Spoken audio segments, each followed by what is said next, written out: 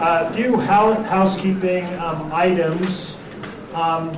Dr. Jones's presentation will be about 90 minutes, and then we will have about a half hour for open questions and discussion. If you have a question for Dr. Jones, it's imperative that you come down and speak into this microphone down here, because as you can see, the whole event is being taped, and DVDs will be burned, so on and so forth. Secondly, there is clearly a lot of passion about this topic, but please keep in mind that this is an academic forum and that democracy cannot function without dialogue, but dialogue cannot function if people feel threatened. So please, during the question and answer period, keep your demeanor civil and collegial. Thank you.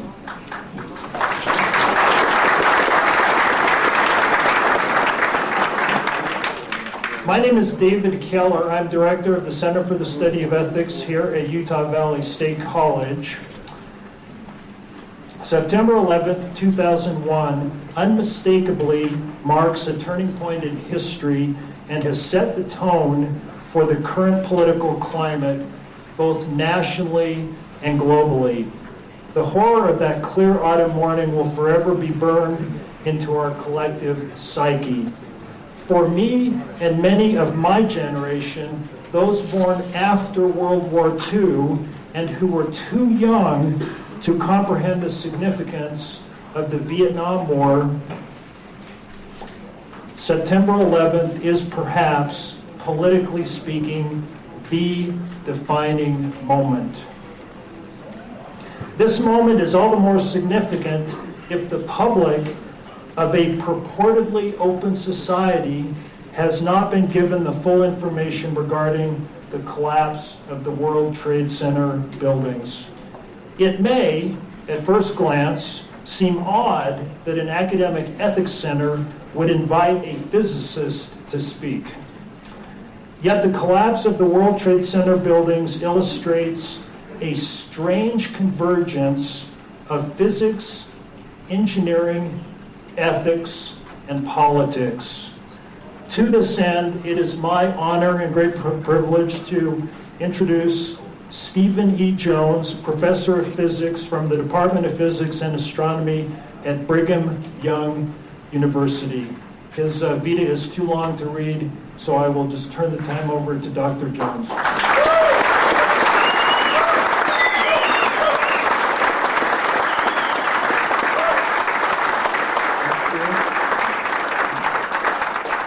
Get started. We have a lot of material to cover. In fact, I think you'll find it's like trying to get a drink out of a fire hydrant. I apologize, there's just a lot of material out there. Now, even then, I can't expect that you'll be able to absorb all that, especially if it's your first time looking at this material, all that we're going to discuss tonight. So I have a handout. I hope that we had enough. There's obviously a lot of interest in this topic. It has been discussed in the Deseret News lately. Miami Herald carried an article talking about our scholars for 9/11 Truth Group, in which we have, at last count, it's around 100. It was 50 last Friday, so we've grown. And I'll talk more about that group as we go along. So at the top of this handout, there are two papers I'll refer you to. And so if you have questions, of course I'll take questions at the end. But in addition, I'd encourage you to read these papers. That's why we write scholarly papers, is so that you can read on your own and digest and click on the websites and get some more information, look at the video clips at your leisure, and so on. Now tonight as we were starting, I noticed that this clip here, which is the collapse of Building 7, World Trade Center 7, I might say WTC from now on, is their World Trade Center. This clip I requested to be shown on the Tucker Carlson show, and I couldn't see what others were seeing, but they didn't show this clip. And it's ironic, this was the one that wouldn't play for us tonight. But now you see it, okay? So you've all seen it collapse. And as you notice, it dips in the middle, falls straight down and very rapidly. And that's the World Trade Center 7. Over here we have a large, you see a high-rise in Madrid, Spain, last year. It burned. It was an inferno for about 24 hours. It did not collapse. And indeed, there has been no example, at least none before 9/11, 2001, where fire has caused a building to collapse completely. So this is but that is in fact the official explanation of the collapse of Building 7, that it was due to fire. And we'll talk about this more, actually in some detail in my paper that I wrote, and it's available on the web. It's on the notes. You can read more even about the scientific arguments of why fire is very unlikely to have caused this building to collapse. You might notice the amount of smoke as we get to the building here. There's some behind. This is over at the World Trade Center, but not a lot. It's not an inferno, certainly. Now, this is a controlled demolition with explosives, different views. This is in Norway, Oslo, as I recall, and shows, again, the straight down, rapid collapse using explosives. So it's not nutty to say, let's get that straight, that this looks like it could be controlled demolition due to explosives. I hope you would agree that at least there's some comparison here that looks fairly similar between the collapse of World Trade Center 7 and this, which of course is done by explosives. Okay, now I want to back up a step or two. Let's see if this will work here. Yes, good. The outline is on your notes as well. You see how we're doing. I'll start with physics. I'm quite comfortable with talking about the physics. I've studied it, discussed it with many scientists and engineers in the last several months. I find it quite fascinating. We'll then talk about the highly toxic dust and so on. So you can see where we are. I want to back up one more step. The goal tonight I have in mind is to preserve constitutional law in the United States. And I love America, and I love the Constitution, which Patrick Henry, George Washington, Ben Franklin, you know the list. My daughter knows the list better than I. She studied the Revolutionary War at length. These men were considered rebels. We call them patriots, but the British called them rebels because they wanted independence. They wanted freedom. They wanted certain rights, freedom of religion, freedom of speech. We have these. And I hope it will continue with these. So Patrick Henry in 1775 said, "We are apt to shut our eyes against a painful truth. Is this the part of wise men engaged in the great and arduous struggle for liberty? Are we disposed to be of the number of those who, having eyes, see not, and having ears, hear not? For my part," and I hope you'll join in with Patrick Henry in saying this, "for my part, whatever anguish of spirit it might cost, I am willing to know the whole truth and to know it now." Many of the things I'll talk about tonight, there's still questions, and I will try to clarify that there's an awful lot here that we have learned about 9/11 and that we need to take a look at. I maintain that we are engaged in a struggle for liberty and truth right now, and someone, my exemplar actually said, "The truth shall make you free." Right. So let's see if we can get some truth going, shall we? Here we go. We've looked at this. Let's go on. So here's Building 7. We'll start there, the collapse of Building 7. On the afternoon of 9/11. Now it's important to realize that Building 7 That's here. We're looking now after both towers have collapsed, looking from the plaza area over to Building 7. Building 7 was never hit by a plane. No plane hit Building 7. Okay, clear. Okay, good. So, the towers were each hit by a plane, of course. We'll talk about them later. Building 7 was not hit by a plane. There was no jet fuel, which is a bit, we'll talk about the jet fuel as well. Fires were random, but not particularly large, and certainly not an inferno.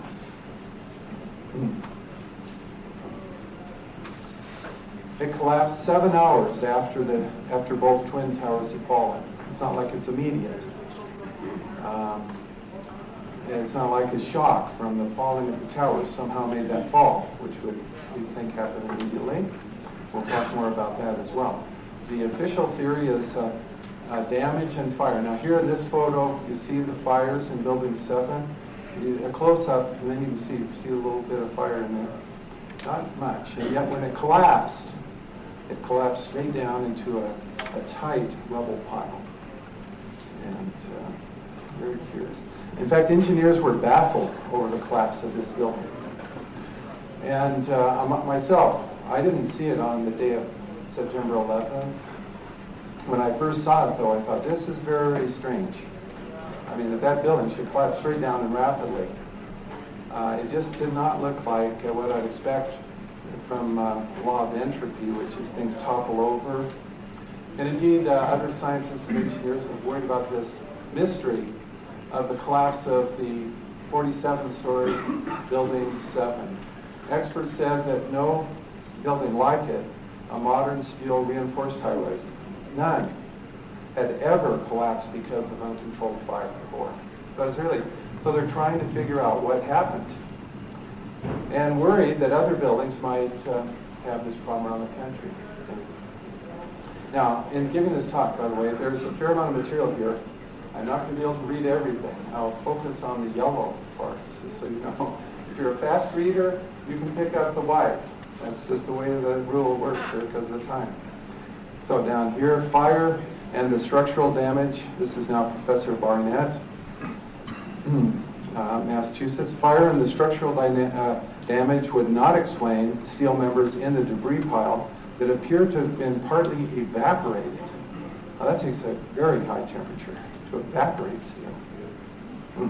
We'll see how that could happen. It's not due to fire, ordinary fire. Okay, so this is now some photos. We see some photos in the late afternoon. Not a lot of fire seen here, or damage. There is damage if you look close right down in this corner. The corner from the Tower 1 did cause some damage here, which would make me think that it would, it's going to fall, it would fall towards the southwest corner. And maybe immediately too. I mean, if you damage something, you know, knock your knees out, you start to fall, okay? But that's not the way, instead it came straight down.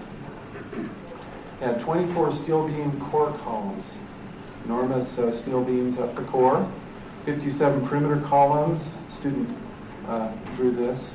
The damage was here on the corner and some damage here on the floor. Nothing severed in the core. We're quite sure, no evidence of that. So why did it fall symmetrically down if the damage is on just the south side? And why did it take 7 hours? This is a good question, I think. So as we saw in the clip, it does fall symmetrically and nearly straight down onto its own footprint. Even the FEMA report writing about this says the collapse of WTC-7 had a small debris field. The facade was pulled downward, suggesting internal failure and implosion. It's a very interesting term they use there. Implosion is the term used for controlled demolition when you pull the core and force the building to collapse. Now, they're not talking about explosive demolition, I assure you, FEMA, they're talking about fire, but nevertheless, they do use the word some implosion. Now, over here we have a description of how buildings are demolished using explosives. Demolishing the building so that it collapses straight down into its own footprint. This is the total area at the base of the building. This is the goal of controlled demolition. That's what they shoot for. They work real hard to set the charges so that the building will collapse straight down and rapidly. This feat requires such skill that only a handful of demolition companies in the world will attempt it, using explosives, of course. If you get buildings to collapse that way using fire, we should patent that, and then we'll set a few fires and watch it make a lot of money doing that. But it's not so easy. Here's what happens when you have uncontrolled collapses. Okay, this is what you expect from earthquakes. In fact, these buildings were toppled by earthquakes. They fall over, they topple over, they don't fall straight down. And so again, it's just not reasonable that Building 7 fell 7 hours after the collapse of the towers, and it could not be due to seismic waves. And if it were, it would have fallen immediately and toppled to the side that was damaged. That's not the case, of course. So this is out. This is what you'd expect also from uncontrolled fires. So something like this, you'd expect it to topple, twist, bend, and cause much more damage than it did. By the way, the surrounding buildings didn't collapse. A number of them were damaged also. You see, I'm talking about non-WTC buildings. And so this is curious, the Building 7, about 350 feet away, that's over a football field away from the closest tower, should collapse in this way. It collapsed fast. And if you studied this video clip, I've got here second by second from my friend Jim Hoffman, WTC7.net, an excellent place to get detail, by the way, about 9/11. Jim has done a lot of research. But in timing this, and with some students, we had a number of students time this, it's 6.6 seconds to fall. And the free fall time, if you dropped an apple off the roof without any air resistance, would be 6.0 seconds. With air resistance, it works out to pretty close to the same time as the building collapsed. How do you do that? You got all this material in the way.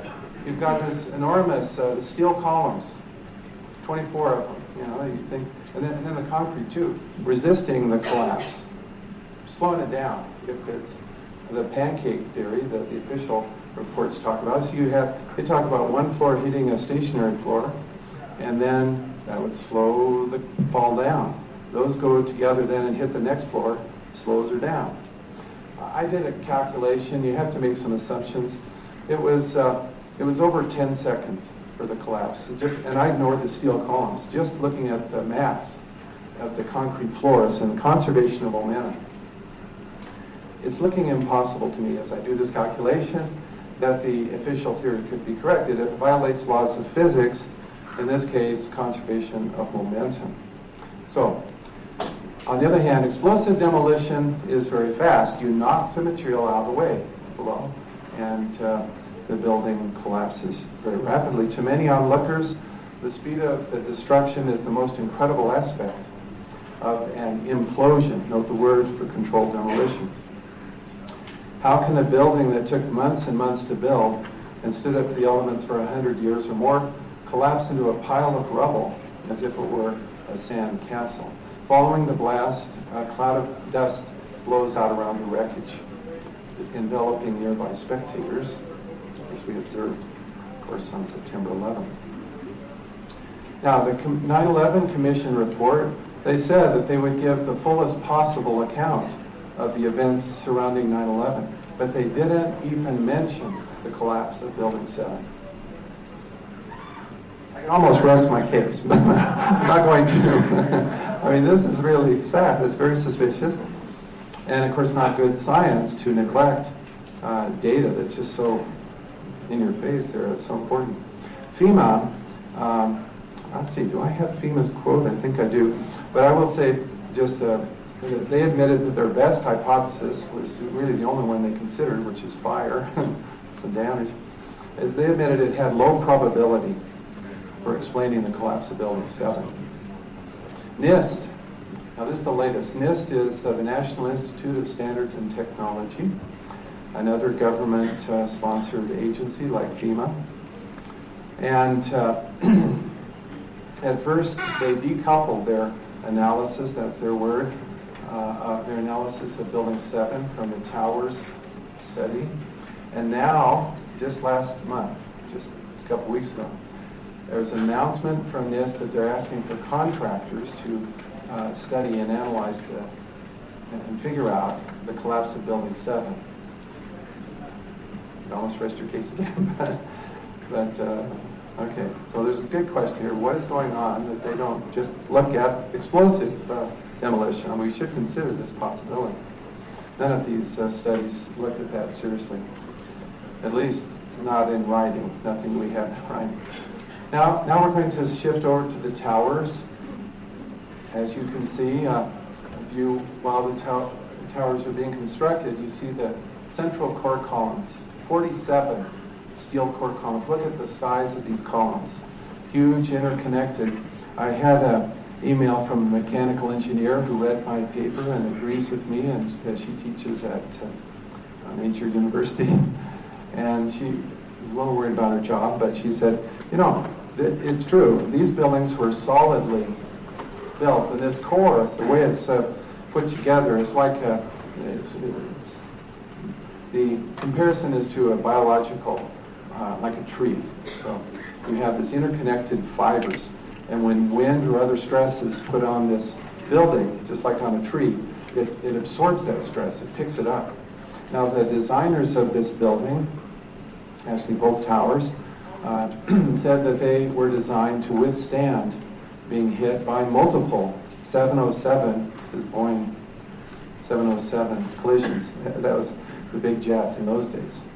And as we see in the official reports, it's not hitting the planes with the towers, with the jets that cause them to collapse. That's not it. So you're talking about fire again. And I have this little story. Actually, this professor I referred to, Judy's her name, sent me this photo of a stove, which she shows her mechanical engineering students, and she has the temerity to talk about the collapse of these buildings in her classes on mechanical engineering. She points out that when we burn burn wood, and in this case it would be office materials and jet fuel too, but the jet fuel burned off very rapidly. Anyway, when we burn, organic materials, we don't expect the stove to collapse. It can stand. And she got a laugh too. And I thought that's it. She's made a good point there. You can imagine building a huge bonfire under here. Would you expect the thing just to give up? And so let's look at be a little more specific. And here we find from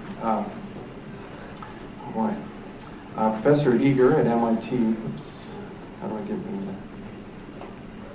Oops. I just messed it up. I did something like escape will get me out of that. Thank you. All right. Don't escape yet, because we're not done. We got a lot more to go. Okay. Let's quote Professor Eager. Now, he is trying to explain how the building could come down by fire, but he's laying out facts, and his factual presentation is really very helpful. The fire, he said, is the most misunderstood part of the collapse. Even today, the media report and many scientists believe that the steel melted. It is argued that the jet fuel burns very hot, especially with so much fuel present. Then he goes on, this is not true, and I've seen many other scientists, including Dr. Barnett, that we quoted earlier, and Frank Gale and other scientists and engineers, saying this is not true. The temperature of the fire at WTC was not unusual, and it was most definitely not capable of melting steel. Now the reason is, as he goes on, the temperatures here were somewhere around 500 to 650 centigrade. Now I'm going to use, because the 650 is important. This 650, where is it? And at this temperature of 650, the steel loses about half its strength. But he goes on, even with the strength halved, the steel could, and I was talking about the World Trade Center towers, could still support 2 to 3 times the stresses imposed by this 650 fire. So that's it's not enough just with these fires. They aren't hot enough to, certainly not to melt the steel, which is at around 1500 centigrade, much hotter. And at 650, which is red hot, they would still support the structure. Now, Bazant and Zhu and other papers say 800 centigrade is what they believe is required for failure. So somewhere in that range. NIST, now in their report on the towers, they did do a report on the towers, just not on Building 7, okay? I like to say they punted on Building 7. Let the other team, the contractor, see if they can figure it out. Anyway, using metallographic analysis, NIST determined, remember this is a government lab, determined that there was no evidence that any of the samples had reached temperatures above 600. Not hot enough. And indeed, if I look closely, which I read through the paper, it's hundreds of pages. And most of it, though, is on evacuation of the towers and that sort of thing. It's interesting, though, as they talk about the physics here. They show the temperatures, and there were some columns knocked out. Not the whole building, you understand, just on those few floors where the jets collided. Like it's like puncturing a screen on your mosquito netting, screen on your screen door with a pencil. It doesn't make the whole thing fail. That was what one of the experts on the tower said. He said when the plane hits, we designed for that. It's like punching a hole through a screen door. It doesn't really hurt much, okay? But anyway, so these temperatures, and you see we need to be up here in the yellow and orange temperatures and red to get failure, but instead they're all down in the green and blue. It's just not hot enough. And they went through, did some tests, NIST. In their report, they point out that jet fuel was mostly consumed within the first few minutes. I keep getting people saying, well, it's the jet fuel. No. First Building 7 wasn't hit by a jet, but even these towers, when you look at the science, that burns up very quickly. It's not the problem. By the way, the steel has to get to 650, not just the fire. Now, these steel structures are interconnected, and that heat gets wicked away. It's called heat transport. As you heat up one piece, that heat carries over and goes through this structure. And so it's hard to heat up one area to the temperature required for failure. And indeed, they did, NIST sponsored World Trade Center tower models, floor models, testing with actual fire and actual models. Let's get this thing to fail. It wouldn't fail, okay? Oh my goodness. They can't get the temperatures high enough with fires and damage. Yeah? They can't get actual models to fail. So, oh, by the way, why I thought I should mention this. If you look, this is where the plane went in. I believe it's the North Tower. And this little red box, you can see it, there is a woman standing there, brave woman who came to the edge, standing, holding on, admittedly. I'd be crawling. In fact, there's another person over here on, laying down. That's me. I mean, that would be me if I were. It's not me, but it would be. I'm not going to be standing up. This is Rachel. Her last name is known. There was enough detail. She did not survive the collapse, but she did testify. It's not that hot, folks. I'm holding on here. It's not like a red hot oven. Yeah? Okay. And so her testimony is received. Now, let's see what Kevin Ryan, he works at Underwriter Laboratories. He said, performing tests on the models, this is where the tests were done in Underwriter Labs, and he said, the results of these tests indicate the building should have easily withstood the thermal stress caused by burning jet fuel and office materials. And he goes into some details, writing to a scientist. Your comments, this is to Frank Gale of NIST, suggests the steel was probably exposed to temperatures of only about 250 C, way below what's needed for failure. And that is what one would expect from a thermodynamic analysis. And then he says that the temperatures are not enough. You know, can we admit this? And he says the official story just does not add up. And there are many engineers and scientists now awakening to that fact. Mine was one of the first peer-reviewed papers. for some reason. What do you think happened to Kevin Ryan writing this to NIST saying, look, we got to face the facts here. Yeah. The floor models did not collapse due to fire. I mean, the official story, fire and damage, it just doesn't work. We've got to face this and look at what else could have caused the collapse of these towers. What happened to Kevin Ryan? He was fired. I've been on email contact. He said it was because this letter of his went public, and because of his disclosing this glaring discrepancy. So, I don't know if I'll spend too much time on this, but how do you go? Yeah, David got the joke. So, you have a situation. You've got fire here, you've got damage, and then over here you've got collapse. Well, how do you get from here to here? Well, some sort of miracle must have happened. And this you know, is kind of what's going on. Let me just explain briefly, because I'm looking at the clock and I got to pace myself a little faster. So I read the NIST report. What they do is they do a computer simulation. If you can't get actual models to fail, go to the computer. There's middle cases, and they're what they thought would be reasonable, less severe middle, and more severe. Upon examination of the middle cases, it became clear that the towers would likely remain standing. So what do? You go to the severe case, and then you adjust the input. But they admitted they did, yes. You adjust the input, but you stay within the range of reality. It's good. And they talked about pulling forces on the perimeter columns by the sagging floors. UK experts immediately jumped on that. I read what they said.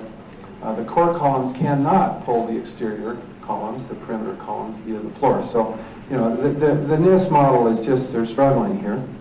And then, as it came out in October, the final NIST report, we have structural engineers criticizing the NIST work. They say, look, I'm quoting, the investigators at NIST are refusing to show computer visualizations of the collapse of the towers, despite calls from leading structural and fire engineers. Visualizations of collapse mechanisms are routinely used. I'm quoting from this journal. It's a well-respected journal, the New Civil Engineer. You can look it up there. And there's some detail there. Notice what the professor of structural engineering at Manchester says, Colin Bailey. NIST should really show the visualizations. Otherwise, the opportunity to correlate back to the video evidence and identify any errors in the modeling will be lost. But NIST is not doing that. Furthermore, is now a leading U.S. structural engineer, not named. The software used by NIST has been pushed to new limits. There have been a lot of simplifications, extrapolations, and judgment calls. This does not make me want to believe the NIST report. And in my report, you can see other reasons why I don't believe that report is correct. But I'm not alone, you see, in complaining about this approach. You're just looking at parts like that. Blinders on, we'll consider fire, we'll consider damage. Building 7 wasn't hit by a plane, but we'll consider fire. NIST does have a preliminary report on, and that's all they talk about there. They say, we see no evidence for explosives in Building 7. I'm saying, open your eyes, it falls straight down very rapidly. There's squids coming off, I'll talk about those, what you need. FEMA report. This is now another journal. Fire Engineering, January of 2002. Respected members of the fire protection engineering community are beginning to raise red flags. That's what I'm doing here. I should have brought a red flag. The structural damage from the planes and the explosive ignition of jet fuel in themselves were not enough to bring down the towers. Fire engineering has good reason to believe that the official investigation, blessed by FEMA, is a half-baked farce. Now, these are not polite terms that we usually use. I mean, this is, though, they feel very strongly about this. These are engineers saying, look, you've got to do more than what you're doing. And furthermore, he goes on, A half-baked farce that may have already have been commandeered by political forces whose primary interest, to put it mildly, lie far afield of full disclosure. He's hit this right on the head. This is what we're seeing throughout. And there are burning questions that need answers. He's calling for an investigation. Let's see if I have him.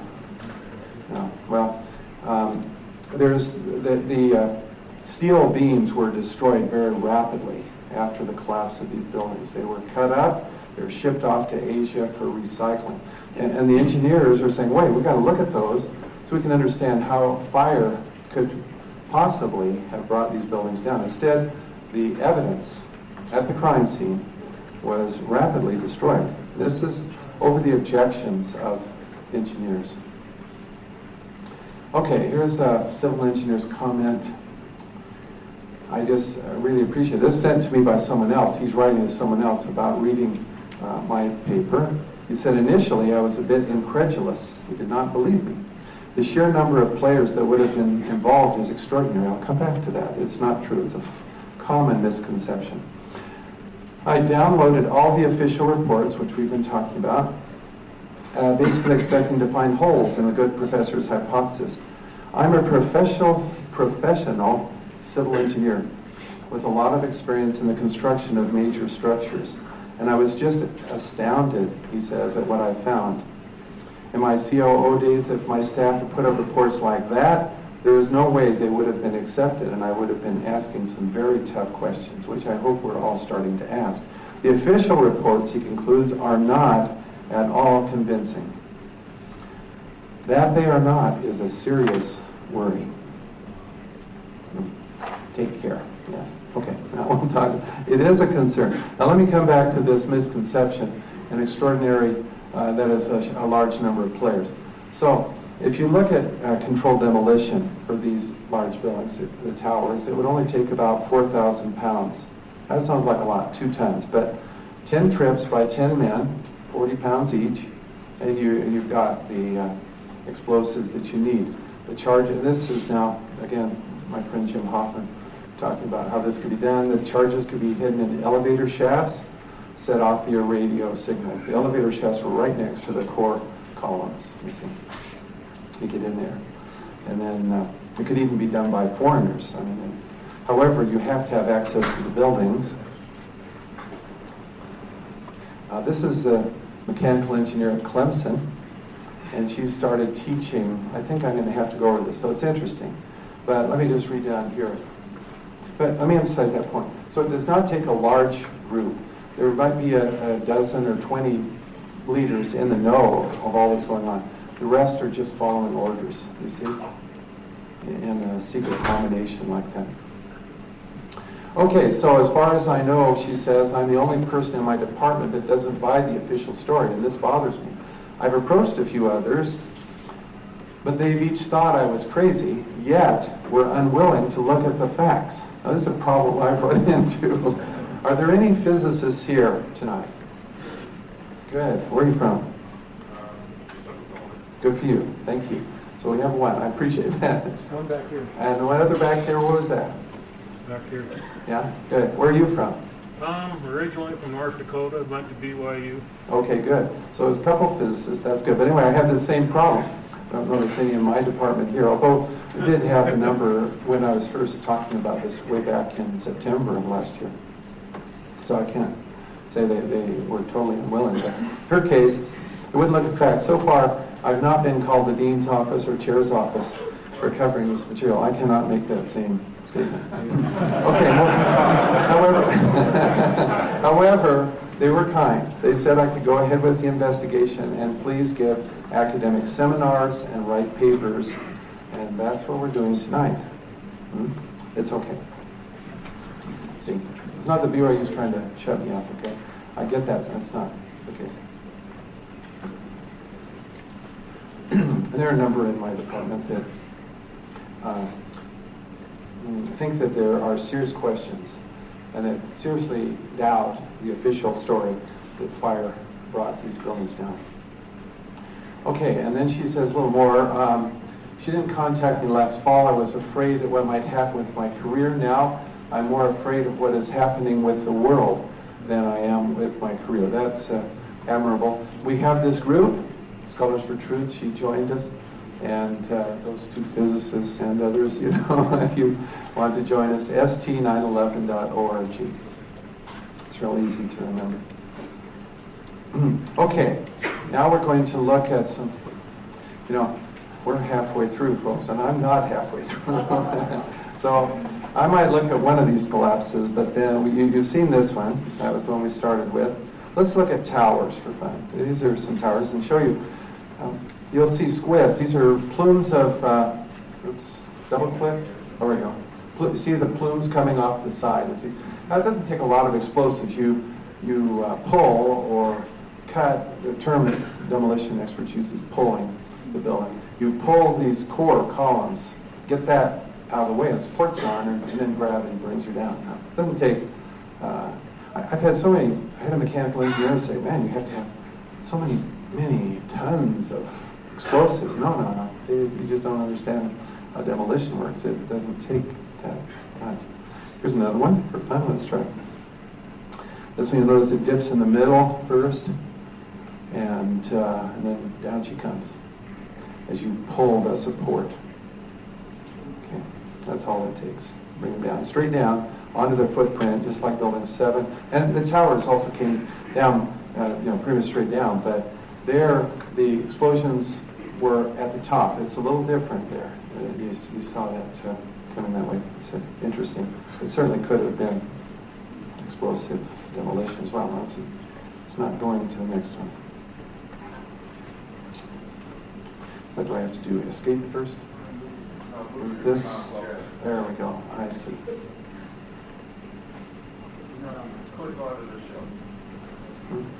Here?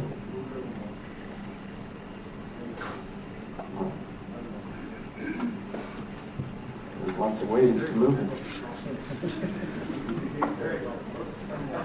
Down at the bottom left, you have arrows. Oh. I mean, you're not going to get there. There we go. Okay. Here's the collapse of Building 7 once more. The collapse that MSNBC declined to show for some reason. I'm curious. Well, I'm sure a lot of you have looked at this before, but you've started studying these issues. And this is a central issue, this collapse of Building 7. But I'm just curious, how many of you, is this your first time tonight you've seen Building 7 collapse? Quite a few. Cool. Okay. Great. And when it comes down. So here's a demolition expert. And he says, this is published in the New Scientist the day after, on September 12th. It looked like a classic controlled demolition. It's Mike Taylor, Demolition Contractors. If there's anything good about it, it's good that towers did not weaken to one side. They would have toppled onto other buildings. That's what you expect from uncontrolled demolition. You expect, this again is the law of physics. Second, the law of increasing entropy or disorder, you expect it to topple over. However, the collapse of the towers mirrored the strategy used by demolition experts. In controlled demolitions, explosives are placed not just on the lowest 3 floors, but also at the higher floors, on several consecutive floors. The explosions at the higher floors enable the collapse to gain downward momentum as gravity pulls the full weight of the unsupported higher floors into the lower floors like a snowballing effect. It's actually pancaking, but where you've pulled the material out of the way below. Okay? It cascaded down like an implosion. There's that word again. So here you see Building 7, upper right. And let's see, we saw the squibs, yes, we did. Remember the towers as the controlled demolition? You saw the plumes of gas and debris coming out the way. An explosion causes those plumes. Now if you look here at the tower, this is one of the towers, this is the other. Doesn't matter too much which one. You see these plumes way below the area where there's destruction up here and pulverization, which is also interesting. You see these plumes, and if you look closely, there's substantial debris in there. We're hoping to get a close-up of this and see if that isn't actually a beam that's been severed and is being hurled down. But these plumes, and I had a civil engineer who was otherwise very skeptical of my paper. He said, that really does look suspicious, this plume coming off it. There is one in the middle. Good eye. Yes, good eye. Okay, let's look again here. This is building 7 now. You'll see the plumes smaller, and they're going up, not down, which is significant. See how quickly they go up? Now, if it's collapsing floors, a floor making up air pressure, that should go down, not up. So this really does look like what you expect. And you see some in the front, too, over in this area, see, and over there. Okay, so I mean, to me, I'm starting to get testimony from firefighters reporting explosions, and it was in the lower level of the building, not just the upper. I'm moving along because I'm 15 minutes now behind. Okay, here's the expert, building fire expert saying, an editor-in-chief, fire engineer, look, we got to stop destroying the evidence. He's complaining about the structural steel that has been and continues to be cut up and sold for scrap. Crucial evidence that can answer many questions, which we all, or at least many of us, want to answer. Apparently some don't. But the destruction of evidence shows the astounding ignorance. This guy tends to write rather boldly. He was upset. Shows the astounding ignorance of government officials to the value of a thorough scientific investigation. Finds nothing to justify this behavior. The destruction and removal of evidence must stop immediately. And then he calls for a thorough investigation. Destroying evidence. Why do they do this? This is a kind of famous cartoon depicting what we call pathological science. The guy has 2 snowflakes. He's written a paper saying no 2 snowflakes can be alike. And then here come these 2 snowflakes, and he sees that they're exactly alike. So what does he do? Destroys the evidence. You know, you don't want to. So that's what we call pathological science. In this case, I would call it unethical because it was a crime scene.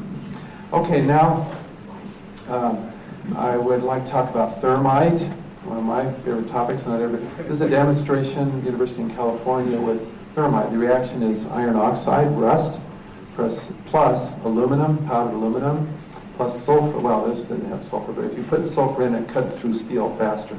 And you see the white hot steel now. This reaches temperatures hot enough to evaporate steel. Does that sound familiar? Remember, evaporated steel was seen in the mobile bottle. And this is the collapse of the North Tower. We see, just like you see here, this aluminum oxide coming off and glowing hot metal. It looks like, we're trying to get more photos, but this looks like this is a steel structure now from the North Tower. Something glowing there, and then this trailing off smoke coming off of that. It certainly looks like thermite, but there's more. There's molten metal found beneath both towers and Building 7. Now, the temperature, according to Eager and others in these fires, is about 650 centigrade. To melt steel requires 1500. Thermite gets you up well past that, 2500. And as you look at the molten stuff being pulled out of that, we have photographs and so on of this, but you see that you've got this yellow hot stuff. Now that can't be this material, metal. Now the color of the metal tells you the temperature. It's physics, independent of the metal. So this has to be something that can hold together even when it's salmon and yellow hot. Well, what is that? Structural steel can handle that, you know, lemon and salmon temperatures, no problem. Aluminum, where's aluminum? Melts at 660. If this had been aluminum, it would just be liquid. It can't be solid at those temperatures. Now, wasn't that picture taken some weeks after this? Yes, and it was also weeks after, thank you. And after this slag solidifies, we finally got a picture of this. You see it's covered with a red, which certainly looks like rust. Again, the end product of the thermite reaction is molten iron. And you see the entrained cement and rebar here, of course. Aluminum does not make, I've had people say, well, it's just aluminum from the planes. Well, I'm sorry. And first of all, there's molten metal beneath Building 7, and there was no plane there. Okay, so, and plus the fact, of course, we're building the evidence here. We're hoping to analyze some of this stuff and really nail it as, does it have high iron content and aluminum oxide as well. Explosive specialist, I have read your paper concerning the tower's collapse and agree military thermite, which is the type with sulfur as an accelerant to make it cut through steel much faster, is the only explanation for the molten slag found weeks after the collapse. Thermite charges used in conjunction with small linear charges. Now, emphasize that. I believe that if thermite was used, there was also explosives like HDX or RDX used as well. FEMA talks about the sulfidation. This is in the FEMA report. I'm sorry. This is Professor Barnett again. He's a good guy. Out in Massachusetts said, look, we found this steel under Building 7, and it's got sulfidation. Means sulfur attacked the steel, which it does. Where did the sulfur come from? Good question. Used in conjunction with thermite, it's called thermate. It's a military form, and it's used to cut through steel rapidly. Hot spots in the rubble corroborate the reports of the deep down molten metal. This is, well, let me just say, this is FG is building the south tower, and then the north tower is, let's see, north tower is a CD right here, this area, the red color, and then this is Building 7. Red-orange implies these very high temperatures. This is 5 days after 9/11. Okay, I'm going to skip this. Well, I'll read the... There is an explosion at the base of the building. This is Building 2. White smoke from the bottom. White smoke, again, consistent with thermite. Something happened. See, what you do is you want to cut those core columns, these huge steel cores, down low. And this is what the demolition expert said. If I were going to bring the towers down, I would put explosives in the basement to get the weight of the building to help collapse the structure. Gosh, that sounds just like what happened, particularly at Building 7. But you know, the tower is also, there are reports of explosions. Now we get to a little kind of thing that's kind of important, a puzzle piece. I brought along a puzzle, which my wife got out for me. We're putting out these puzzle pieces, you know. Molten metal at the bottom of the both towers and Building 7, and rusty when you look at this light. The collapse of Building 7, straight down. The rapid collapse of Building 7. The fact that the fires were not hot enough. You know, we're trying to put these pieces together and figure it out. Here's another one of these puzzle pieces. In Building 7 was the CIA's undercover New York station. And also offices of the Department of Defense and FBI. Now this is a high security building. It's not like you can have hijackers running in there. It's cordoned off on 9/11 and start planting explosives that day. No, or the towers either, of course. And this is a particularly high security building. Now, here's another puzzle piece, which I think will interest you. At the bottom here, I mentioned this briefly. The towers were old and loaded with asbestos. There was much discussion of how we're going to get this asbestos out of the towers or take the towers down. It was prohibitively expensive. The owner / leaseholder of these buildings insured these buildings, the World Trade Center buildings, against terrorist attack less than 2 months before 9/11. I'm not, sure, but he did receive an estimated over $4 billion in insurance payment. Now the cleanup was out of our money, taxpayers. The building of these buildings, it looks like, will be largely funded by taxpayers' money. This guy's pocketed a fair piece of change. And I would ask a few questions, if I were in a position to do so. I am asking the questions, it's just not in a position to get the answers under oath. Okay, anyway, it takes weeks to plan, you should know that. not a lot of explosives, 3,000 pounds per building, but it takes weeks to plan to bring a building down like this and to plant explosives to get a building to come down in this way. Who could pull it off with the CIA, FBI, and DOD in a highly secure building? So questions naturally arise whether this was an inside job. It doesn't look like the hijackers brought the buildings down. That's what I said in my original paper. And it's just science. I mean, it's just almost inescapable. I don't see any way out of it.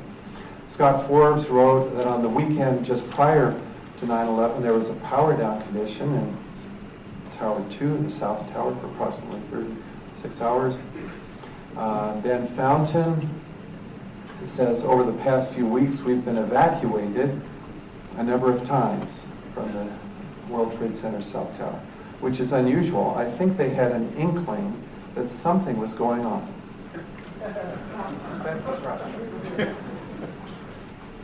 Anyway, that's what he thought. Okay, let's move right along.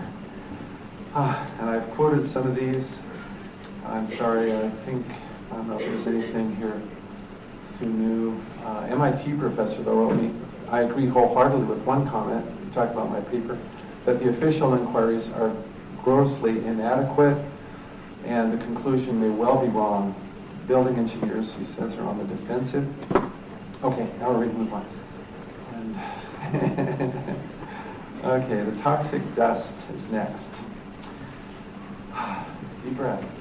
Immediately following the tragedy, scientists analyzed the dust samples, and I have some dust here that was given to me by a woman. It's from her apartment in New York City, and it's loaded with asbestos, the dust, heavy metals, mercury in particular, from all the fluorescent lights in those buildings, loaded with mercury, and a very high alkalinity. Now let's see what that means. One of the scientists, Greg Swayze, says tests revealed the dust to be extremely alkaline, a pH of 12, and that some of it was as caustic as liquid drain cleaner. We were startled at the pH level we're finding. We knew it was caustic, but we were getting pH readings of 12 and higher. It was obvious that precautions had to be taken to protect the workers and people from this dust. Of course, this information was sent right quickly to the Environmental Protection Agency, EPA, and other health services. Now, what happened? Here we see a report by Internal Inspector, EPA Inspector General Nikki Tinsley. Here's what happened. I'm just going to read this. It was in the newspapers, you might have seen it. This is from a Seattle Post-Intelligencer report. At the White House's direction, the EPA gave New Yorkers misleading assurances that there was no health risk from the debris-laden air after the World Trade Center collapse, according to an internal inquiry. The White House, quote, is quoting from Tinsley's report, convinced EPA to add reassuring statements and delete cautionary ones. Now, folks, this makes me upset. I'll try. When Leslie said, don't get, as a scientist, to see politicians take perfectly good scientific data, this is very hazardous, toxic stuff, you've got precautions, and to flip that upside down and say it's safe, that is just wrong, isn't it? And it is, I mean, I can't call it anything else, but, okay, I'll use the scientific term, data falsification. That's the scientific term. However, what they explained was that at that time, all statements to the media should be cleared first by the National Security Council, which is Bush's main forum for matters. Senior aides in his cabinet are on this on this council. I'd like to know who pushed for this data falsification. A little more. The EPA Inspector General found the EPA was persuaded to omit guidance for cleaning. See, originally the EPA had a statement saying, well, here's what you have to do. It's dangerous stuff. Guidance for cleaning spaces. Tips on potential health effects from this dust, which contains asbestos, lead, glass fibers. You can see the chips of glass, even in that lady's apartment, in this stuff. I mean, it's not like you want to touch this stuff or breathe it. Oh, what did they actually say? Oh, yes. Not quite yet. Okay, so there have been people now who died. You may have noticed this. It was just a few weeks ago now. It's in the news again. A man, a police officer who helped clean up, retired. He developed black lung disease, expected from the toxicity and caustic nature of the dust, and mercury on the brain. And mercury is mercury in the dust. Now that combination says very clearly, this is the dust. And he's there breathing this. He worked, 470 hours in the first month helping people, rescue and recovery. He gave his life to help people. And he was told it was safe. Some of these rescue workers were asked not to wear dust masks because it might frighten people.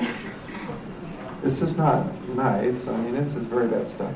A majority of residents and ground zero workers have reported worsening respiratory problems in the years since the attacks. Tim Keller died also at the age of 41, clearly because of this dust. It's actually difficult to say for sure in some of these cases, as people have respiratory problems. So, I mean, you've got black lung disease and mercury on the brain, and you worked for many hours. I mean, come on, it's pretty clear. What do we have to do to prove it to you? This is bad stuff. And they shouldn't have said it's safe. So here's where they're saying it's safe. I'm quoting from the EPA press releases directly, and this is the ones that went out to the public, not the initial one that had cautionary warnings, but the ones that went to the public. And again, what was it, 5 times in 10 days after 9/11, saying this is safe. Our tests show that it is safe for New Yorkers to go back to work in New York financial district. This was obviously one of the prime concerns of politicians. We want to get the financial district going again. EPA Administrator Christy Whitman, who has since resigned, announced that the results, air and drinking water monitoring, indicate these vital resources are safe. And then we have a scientist, though, and I'm proud of this man, Thomas Cahill, UC Davis, said, look, we felt based on the measurements that we had made a mile away from the site, that the materials coming off of the hot collapse pile, there's again that heat, were much more dangerous, in fact, than we had been generally led to believe. Yes, much more dangerous. It's certainly not safe. And of course, they've been hit with a lawsuit for unnecessarily, people unnecessarily exposed to potentially hazardous levels of asbestos and other carcinogens and toxic substances. The lawsuit accuses the EPA of a shockingly deliberate indifference to human health. Again, that bothers me. I don't like it when they falsify data. I'm trying not to say lie. Okay, I'm trying to say data falsification. Okay, why? Because, I don't know, people don't like it when you say the government lied to you. Clearly, this is data falsification. It was very dangerous stuff. Yes, Leslie, I'll try not to get too passionate about this. Okay, I asked students about this. We have a class. We're talking about science and ethics. Obviously, it's a topic that I raised to them because it's an ethical question and relates to science as well. Here's what the students responded to me. I haven't sent me emails. The public should definitely have been warned about the dust, but what would happen if they were? This could have caused a major impediment in the rebound of the economy. Very practical person. I guess it's just a question of what is more important to those in authority. I think the student hit it on the head there. What is more important, you see, to those in authority? Is it right to sacrifice some lives for the national good? A student asks. In this context, my point of view is that honesty is the best thing for the people. Losing lives due to the toxic dust can be thought of as a propagation of the terrorist act. That's an interesting point of view. And here's the student last at the bottom here. I've been thinking a lot about this, she wrote. Our our political leaders basically have our lives in their hands. I've been paying more attention to the news, and I think that I will actually take the time to vote next time. Okay, that's good. Pay attention to the news and do your own research too. Go a little deeper than just what you get in these news releases, and then vote. Yeah. I had other people who actually listened. One told me she was just adamant. There was no asbestos. Hint, there was. Okay? I mean, there's no question. She wouldn't yield on that point. Must be safe because there's no asbestos. Now, another one I hit. If the administration said this dust was safe, it's okay. Only liberals or Democrats would. Okay. Look, these issues transcend party politics. I'm not talking about Democrat, Republican, whatever. I'm talking about people's lives here. Okay?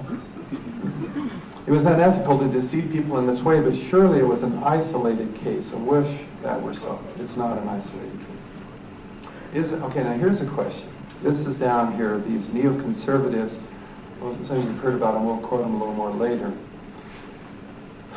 One of their leaders said, in order, this is in his book that he published, and I've got the title of the book here.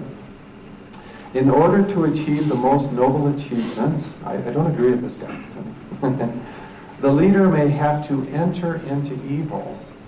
This is the chilling insight that has made Machiavelli so feared, admired, and challenging. I don't admire this thought at all. Paul says it's wrong. You can look in Romans, Paul talks about overcoming evil with good. Jesus talks about doing good, that good may come. We don't do evil, that good may come. It is, where do you stop if you take that philosophy? Where do you draw the line? I'm sorry. It just annoys me. Okay. I agree with Paul. We stay on the Lord's side of the line and we do good, whether we believe in God or not. We know we don't lie to people and hurt them. Okay. Now, bin Laden was blamed. This is interesting, I think. So, here's some pictures. Another one of these. Sesame Street. Which one of these is not like the other? Okay. Yeah. And there's 5, and I put one more in here. So let's sing out which, as you look at these, but you've seen bin Laden through the years. I mean, we've all seen him, I'm sure. Which one of these just does not look like your bin Laden? Sing out the number letter? E. Okay, good. That's probably him, huh? Okay. Now we did some analysis. I worked with a student on this because it looks pretty obvious, but if you do some detailed work on it, we looked at the length of the nose and nose to the width. We looked at the nose-ear distance as well. This guy's ear is tilted quite a bit. The picture is not real clear, unfortunately, from this, but it's clear enough. This ratio is about half of Al Jazeera's. This is the Osama bin Laden released by the Pentagon and the Bush administration in December. Now, I don't know why more people didn't say, wait a minute, that's not bin Laden. But here's what bin Laden himself said 5 days and then was at 17 days after 9/11. He said, I stress that I have not carried out this act. This is a videotape now.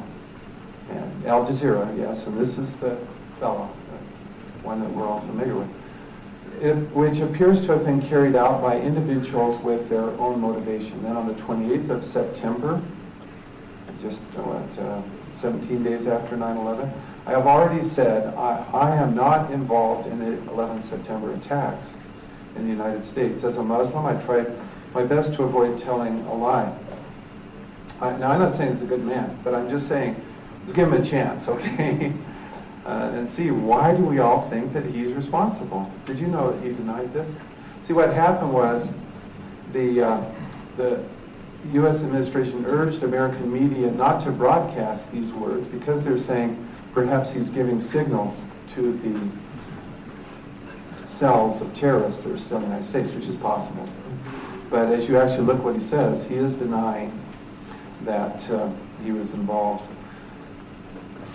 He says at the bottom, the United States should trace the perpetrators of these attacks to those persons who want to make the present century a century of conflict between Islam and Christianity so that their own nation could survive. That's quite a statement, but I'm not saying it's right either, but it's something to think about. Now this is again, the bin Laden from the so-called smoking gun video. And it's true that he does say that he was, this guy is, that he calculated the number of casualties from the enemy who would be killed based on the position of the tower, and he's clearly talking about that. Now let me just move along quickly on this. I asked a bin Laden expert, Duke University professor Bruce Lawrence, if this was bin Laden. He replied emphatically, this is not bin Laden. And he went on to tell me in his email, just within the last couple of weeks, he doubts that the bin Laden tape, you remember the one aired in January? He said, again, that doesn't sound like bin Laden. But that was an audio tape. This is video, and we can clearly rule out bin Laden. And this is after the release of the so-called confession tape. He says, again, the United States now has attacked Afghanistan and killed many people. They are innocent, but on a mere suspicion, the United States has launched this fierce campaign. We have witnessed the true crimes of those who call themselves... should I not give this guy a chance to speak? I think I should. Okay. We have witnessed the true crimes of those who call themselves humanitarians and claim to be defenders of freedom. Certainly not for these people who have died. Now here's what the Muslims did say. They said, this does not look like bin Laden to us. And this is the tape released Thursday. This is back in December of 2001 by the Bush administration. What happened was, as our soldiers went into Afghanistan, and then they found this tape in a large city. So I guess they were looking at a lot of videotapes, but they found this one. And immediately they said, this was bin Laden. The Muslims tend not to agree. They say it's not a proven fact, still not a proven case that he directed it, this 9/11 attack. He planned it or funded it. Now, Mayor Giuliani, regarding this tape, said that it showed bin Laden was the personification of evil.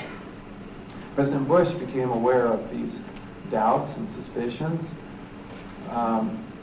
and mostly in the Muslim world, and he said it is preposterous for anybody to think that this tape is doctored. That's just a feeble excuse to provide weak support for an incredibly evil man. Well, my own conclusion is that this is not bin Laden. And I'm not sure then this is a smoking gun confession tape, but it's not him. Now this is, what's happened then is that bin Laden was convicted on TV. The question is, what other suspects were even investigated? The evidence from the crime scene, as we've seen, was destroyed as the steel beams were cut up and shipped quickly away. The dust was declared safe.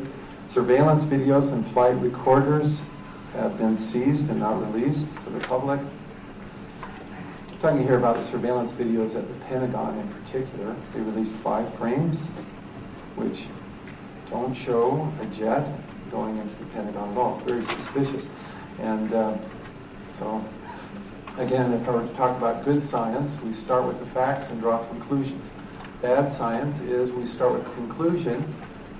I wrote it here, I put this on myself, Muslims did it, and then we look for facts or whatever we find to support it.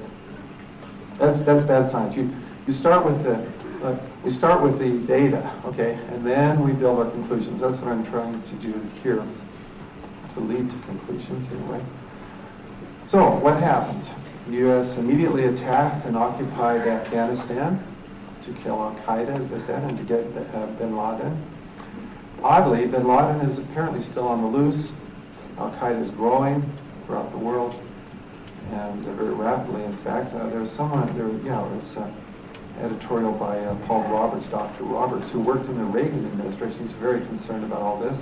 He's emailed me and agrees that there's something very wrong in the official story of 9/11. He said that 95% of the terrorists have developed. I mean, the Muslims are angry for some reason for us attacking their country. They feel it was without being attacked. They say, Iraq didn't attack the United States, but what are you doing? Iraqis are saying that we're defending ourselves. Anyway, 95% of terrorists have grown since then, built up since our attacks on Afghanistan. And I noticed in a U.S. News and World Report, the opium trade in Afghanistan has taken off too. Tripled, you say. Why is that? We got our military, we control the country. Why are we allowing this opium trade? Big business, I suppose, but people are more important than business. I think that's true. Okay. But anyway, I don't know all the details, but there's some questions there.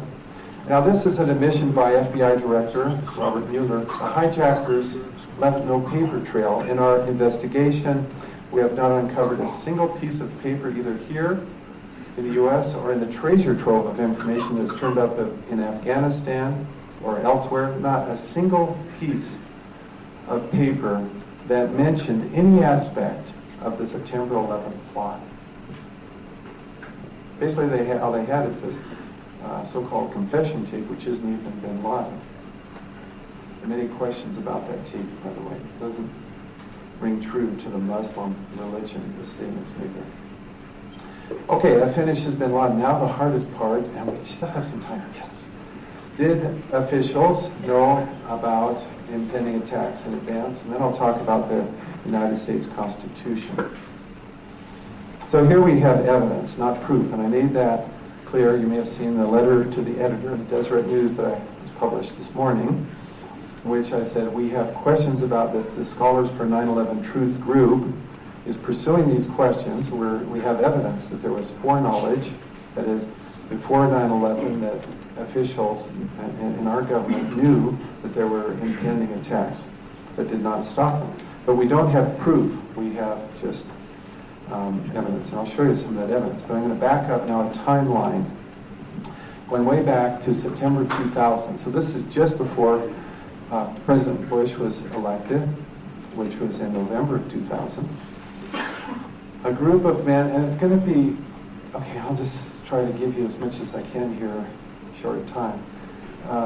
A group put together a document, and it's available now on the web, that you can read, and I've read a fair amount of it, in which they, and these are the people involved, you recognize some of this, Vice President Cheney, Paul Wolfowitz, who was Assistant Secretary of Defense with Don Rumsfeld, who's also on this, Richard Pearl, Louis Libby was recently indicted, Jeb Bush is the brother of President Bush, and this Michael Ledeen, the guy who said we have to enter into evil to achieve noble, etc. Okay. The United States, and now just from the document, which you can read, the United States has for decades sought to play a more permanent role in the Gulf, I'm talking about the Persian Gulf, Iraq, and so on. While the unresolved conflict with Iraq, this is 2000 now, I'm saying the conflict there is unresolved, provides the immediate justification, the need for a substantial American force presence in the Gulf transcends the issue of the regime of Saddam Hussein.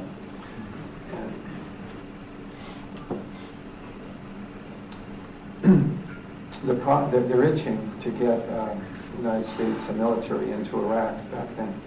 The process of transformation, you have to read this document. They're talking about a transformation of war. It's essentially, and they call it, well, they mentioned it's a revolutionary change in American society. They want it to be more militaristic, and I think that's just a good summary of what they're talking about. Much more money for the military thereafter.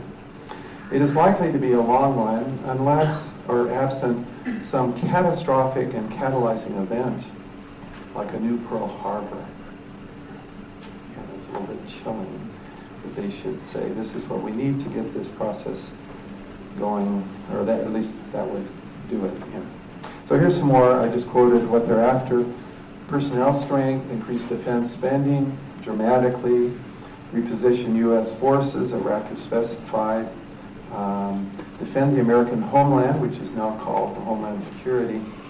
control the new international commons of space and cyberspace. You know about our program to send missiles, so on, but cyberspace is not yet under control.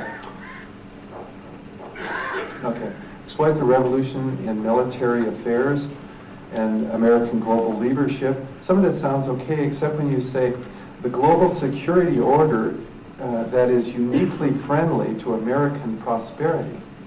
Now, I don't read that in the Constitution, that we should have some kind of global security order that is uniquely friendly to ourselves. The term my friend Professor David Griffin uses for this is American empire. That's what it sounds like. It's a little scary. The Constitution does not say we can establish a global security order to maintain American prosperity, which is what this document calls for. The military's job during the Cold War was to deter Soviet expansionism. Today, its task is to secure and expand zones of democratic peace. Does that sound familiar? To deter the rise of any power competitor and to preserve American preeminence through the coming transformation of war. Now you notice these guys, how often they talk about a transformation. What are they talking about? A revolutionary change in American society. I'm saying, whoa, what happened on 9/11? It was a revolutionary change, but I'm not sure I like it. I'm not sure it's ethical. I'm not sure it's right to use preemptive war, which followed from that change in our policy. Okay, and again, I quoted this, transformation, the process of transformation, since it brings revolutionary change, is likely to be a long one, absent some catastrophic and catalyzing event. I sure hope we don't need another one of those. But here's what President Bush, and this is reporters learned this, on the night of 9/11, he wrote, the Pearl Harbor of the 21st century took place today. Now that connection isn't necessarily strong, but I think we would all agree that that was like Pearl Harbor, getting us into war and to other changes. I've already talked about most of this. Who these neoconservatives, these men are called neoconservatives, but they call themselves that, and they're now in the administration.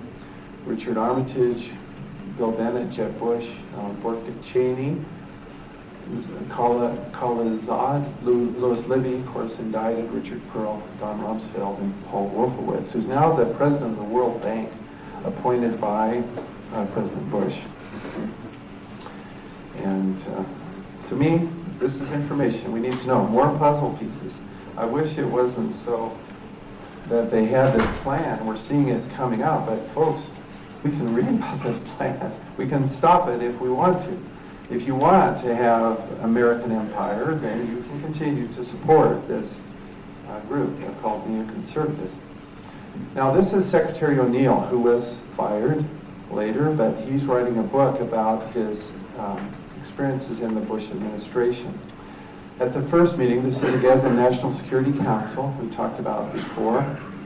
This is Bush's department heads and closest advisors.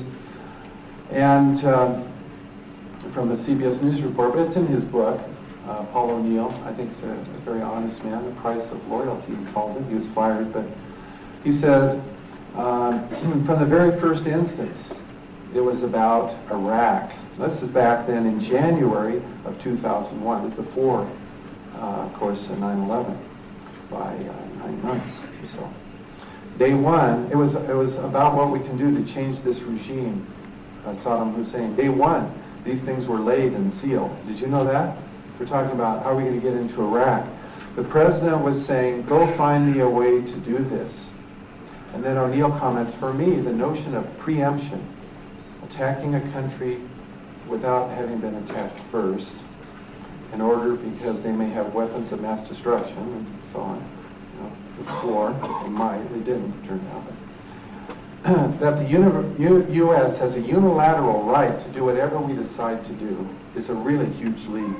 And it's an enormous change of policy. It's called the Bush Doctrine. It was enunciated, was at West Point after 9/11, before we attacked Iraq. It's a policy of preemptive war. It's just a fact. I mean, okay. preemption, and you can just look up Bush Doctrine, Google on that. You'll learn a lot about the preemptive war doctrine that O'Neill is complaining about. Also in the CBS News report, they talked about Susskind, who says there was a plan for a post-Saddam Iraq. Now, this is way back before 9/11. They discussed an occupation of Iraq in January and February of 2001. These are painful truths to me. I've been a lifelong Republican, but I don't associate with that party at this time, or any party, to tell you the truth. I'm looking for facts, and for someone who'll support the Constitution. We'll see. But anyway, they discussed an occupation of Iraq in January and February of 2001. The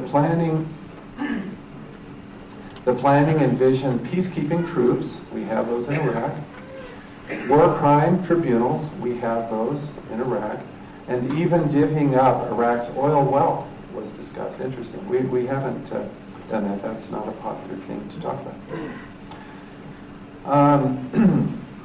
This is a quote that I just struck, and I put it in here also. Dick Cheney famously said, "Deficits don't matter." I'm sure many of you heard that at a cabinet meeting. Secretary O'Neill objected to that. He said they do matter. We can't just keep ballooning our national debt, which has grown by about 30% in the last 4 years, 1/3. But Cheney said, we won the 2002 midterms, this is our due. I don't know if you've noticed how the national debt's expired. I'm worried about it. Okay. Now, forewarning.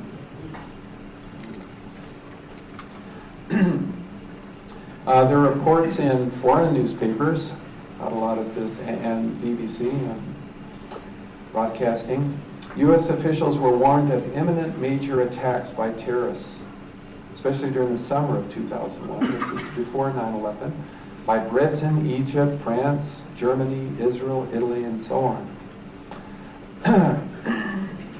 There were names of 4 of the terrorists. I don't recognize all of these, but I do recognize Mohammed Atta, who was one of the principal hijackers. Anyone tell me which tower he flew into? I'm not sure. South Tower, I think. North Tower. North Tower. We got a consensus on it. He didn't survive. His passport was found, yes. Okay, another question.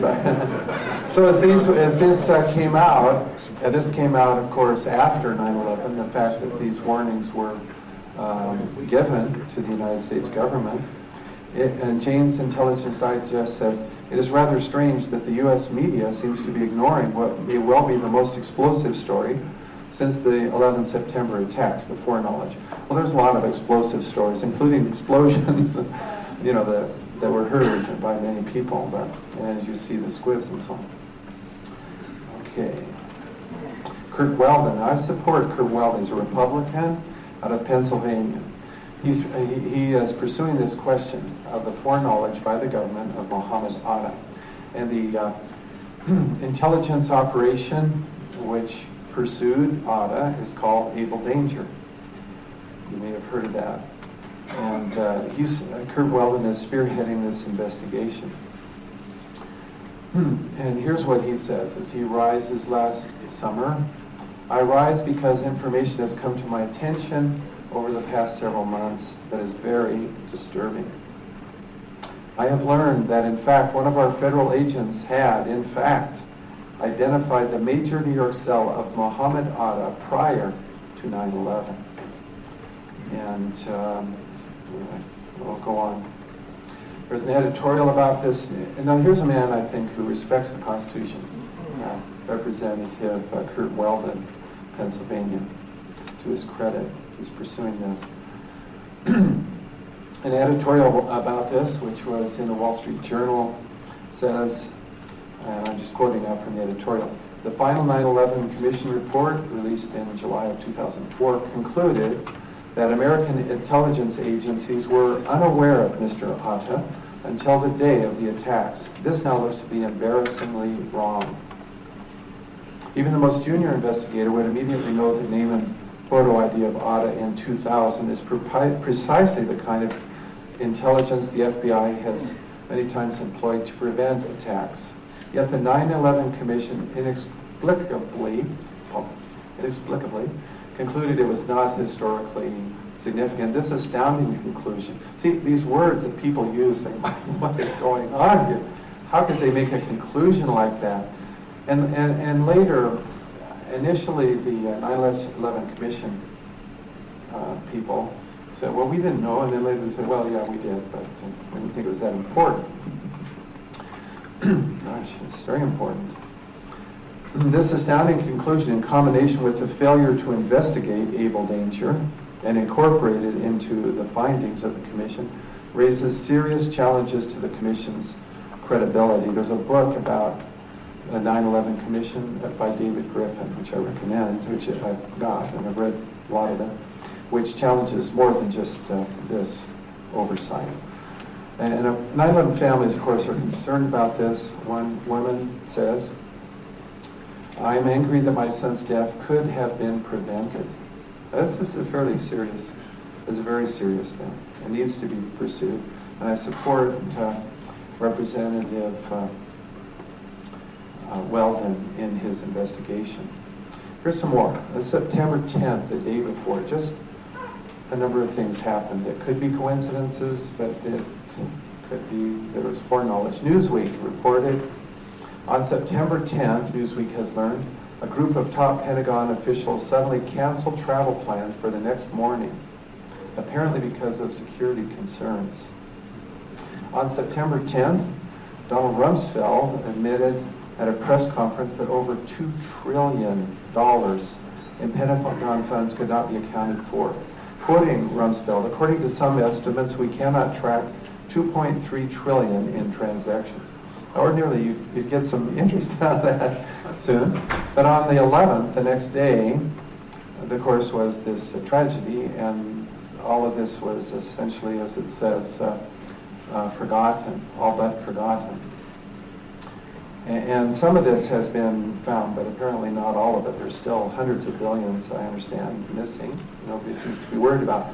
The day of September 11th, that evening, Rumsfeld went to Congress, asked for more money for the military to fight terror, and then, of course, the money was soon allocated in fulfillment, remember, of this strategy, this roadmap of the neoconservatives that we need to have more money for the military and beef up our, in fact, have a transformation in society. Okay, this is interesting. I'm just going to summarize. In fact, I'll quote this one involved. FEMA was Johnny on the spot on 9/11. How did that happen? Remember, after Katrina, they were slow. But on 9/11, they were right there. In fact, they were there the day before. That's true. And it was admitted by Mayor Giuliani. He says, on September 12th, his peer was going to have a drill. So the people gathered on the 10th. You see, I mean, this guy was one of the drill. We arrived late Monday night on the 10th, and of course went into action on the 11th. It had hundreds of people here from FEMA and so on. They were ready for a drill on the 12th, but they came in. Of course, the equipment was already there also on the 10th. Now that to me is a bit suspicious. In Manhattan, folks. Downtown New York. We're not talking about, the drill was at the right time in the right place, the day before. The match is about to begin. This is a bit of intelligence that leaked out of the Senate Intelligence Committee. There was a communication to Mohammed Atta, and the message stated the match is about to begin. This was again on the 10th. I would like to know who is the message from, right? And why don't we know more about it? Rupert has written a book which details a lot of these issues that indicate foreknowledge. But when this intelligence came out, the White House was infuriated. He said, or Michael Caine, a partner of Rupert, intelligence committee had released this bit of information, they were threatened with polygraphs and office searches for disclosing classified information. It seems to be what was the recent one? Wiretapping, domestic wiretapping. So what do? Apologize? No. We try to find out and punish the person. And Nikki Tinsley, the one who said the dust was toxic, she was also criticized for her report by the administration. We're getting almost done. Lack of air defenses on this is an important point, and it bears scientific analysis. There's a lot of data here. Building 1, World Trade Center 1, crashed, that is, the plane crashed into it at 8:46. We knew we were under attack at that time. At 8:46, coincidentally at the same time, American Airlines 77 was taken over. You know that because it goes wildly off course at that time. 840, what does it say? 846, right here. Now, FAA tracks planes, and when they go wildly off course like that, the typical response is to scramble military escorts. Doesn't mean you're going to shoot it down. No, it's a graduated response. It means you try to get the plane to land if it looks like it's hijacked. And of course, the transponders are off. Transponders, so you know that this plane is not. Well, it really looks hijacked. Okay, it's not just off course, but even off course, the military routinely scrambles. In the year before 9/11, 67 times. Near DC, it only takes about 5 minutes to scramble a jet because, as you see, there are 2 Air Force bases right here, north and south of Washington, D.C. So we're talking 5 minutes. Now, the takeover was 8:46. 52 minutes later is the collision of the plane and the Pentagon, or something. I'll just leave it at that. At 52 minutes, where were our air defenses? Now, this is a very important question. It just takes minutes. We routinely scramble aircraft. Where were our defenses that day? This concerns me deeply. The 9/11 Commission report deals with this. Of course, they can't ignore it. Washington Post says, here's how they handled it. Portray a discombobulated government that can't even keep track of the hijacked planes. Fighter planes flying in the wrong directions. Pilots have no idea why they're in the air. Well, that may be, but I'm afraid there's a little more to it than that. I'm not going to listen to the video from her. We will skip some of this. Let me read, though, what people say. Generally, it's impossible to carry out an act of terror on the scenario which was used in the USA yesterday as a Russian Air Force commander. As soon as something like that happens here, I reported about that right away, and in a minute we are all up. Well, that used to happen in the United States, but not on September 11th, and I'd like to know why. Okay, Secretary Mineta, in his testimony to the 9/11 Commission, I'm quoting it here in yellow. So, Commission's saying, well, let's see what happened on 9/11. That's their job. Good. Mineta says this. Let's read it and think about it, please. During the time that the airplane was coming into the Pentagon, there was a young man who would come in and say to the Vice President, now, the scene is we're under the White House in a bunker. The President is flying because he'd been in Florida. He's not back in Washington until about 7 p.m. that evening, the 11th. So the Vice President's in charge down there. Secretary Mineta is there, and he reports what he observed. A young man would come in and say to the Vice President, the plane is 50 miles out. Plenty of time, folks, to scramble a jet. Next, the plane is 30 miles out. When it came to the plane is 10 miles out, the young man also said to the Vice President, do the orders still stand? The Vice President turned and whipped his neck around and said, of course, the orders still stand. Have you heard anything to the contrary? Now, my question would be, what orders?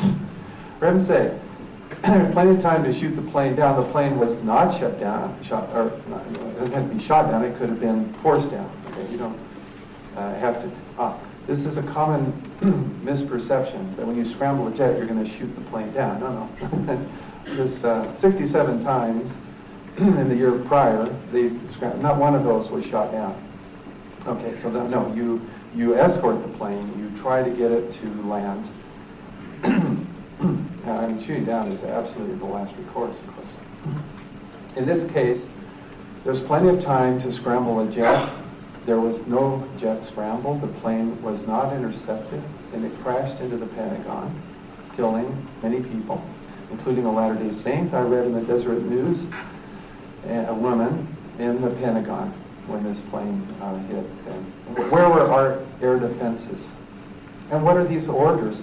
And why didn't the commission ask about these orders? You know, Minetta's testimony, he seems like an honest man to talk about this. His testimony was not even included in the 9/11 Commission report. I'd like to know what is going on. Flight recorders. This fellow, Nicholas DeMasi, firefighter, worked with federal agents. We loaded up about $1 million of equipment. There were a total of 4 black boxes. We found 3.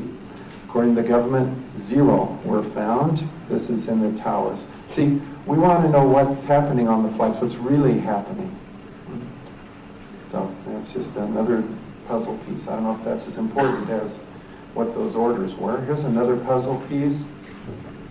President Bush was in Florida at an elementary school during the attacks, reading a book about goats with the children. And we'd already had an attack. Remember, it was 8:46. And he told the reporter he'd heard about the attacks, but he goes ahead and heads to the school. And let me get to, well, he said he saw an airplane. I saw an airplane hit the tower. The TV was obviously on. But you know, this is the first tower now, and that was a private person, and that was not shown on TV. People didn't even know that this private person had captured that first plane hitting the tower. It was not shown for, I think it was 3 or 4 hours after the first tower had been hit, and then this person came forward with his video evidence. It was long after, so this is puzzling. Maybe he made a mistake there. Andrew Card came in at 9:02 and whispered in Bush's ear, and he said, "America is under attack." This is now the second tower being hit, and Bush continues to sit there for another 20 minutes or so, about 20 minutes, until about 9:25. Now my main question is, I mean, I can understand this is shocking, and he might not have known what to do, but where were his handlers, the security agents? Of course, he's in a public place, we're under attack, he's in danger, and the children are in danger. Let's get him out of there. 20 minutes, he sits there. This is puzzling and disturbing in the sense that it's unexplained. I don't know how to explain it unless they knew beforehand, but maybe not. There's some questions there, certainly. These are the puzzle pieces. There are many more, some of which are in our papers. And finally, I'd like to point out the United States Constitution provides for defense, not wars of aggression, when we haven't even been attacked by Iraq. The core principles of the Constitution are limited, balanced government, reserving powers and rights to the states and the people. Protection of inalienable rights are given by God, not the government. I wish I could read through this, but I won't. But, you know, this is just a recent editorial. Paul Roberts worked under Reagan, President Reagan. He's very concerned about what is happening in the current administration. He's was a good Republican. And you see, I understand, worked with Reagan. I really respect President Reagan.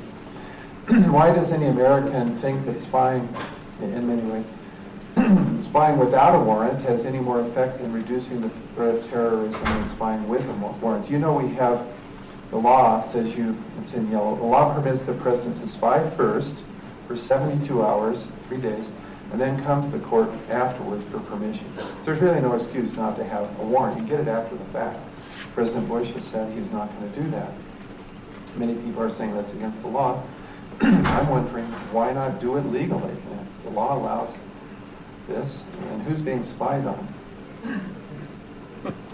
And then I want to point this out too. Americans need to desperately to understand that 95% of all Muslim terrorists in the world were created in the past 3 years by Bush's invasion of Iraq. And where's another point? Oh yes, here. Prior to Bush's invasion of Iraq, a large majority of Muslims had a favorable opinion of America. Now only about 5% have a favorable opinion. This is sad. Why are we doing this? So, Constitution provides for common defense. I think we need to question wars of aggression. I've noticed that there are sword rattling relative to Iran lately. Fox seems to be giving various reasons for this. I don't think that we should attack Iran if they haven't attacked us. I don't believe in preemptive war. I believe this is a very dangerous and oppressive policy. It's contrary to international law. It was never the policy of the United States until the Bush Doctrine, which was, I think, enunciated in 2002. Well, actually, you find it in the neoconservatives' writings before that. They wanted this preemptive war. We got it. I think it's illegal. We need to get back to the rule of the Constitution and law.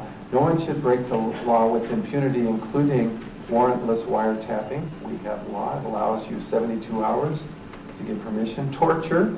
I can't understand why Vice President Cheney and the President were wanting the CIA to be able to have torture. Do we have secret prisons in Eastern Europe?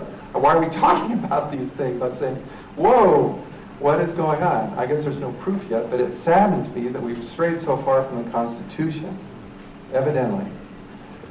There are 3 branches of government, not 1 or 2. The legislative branch is charged with declaring war, not the president. The oversight investigations also are the responsibility of Congress, and I hope they will get doing it. Thank you.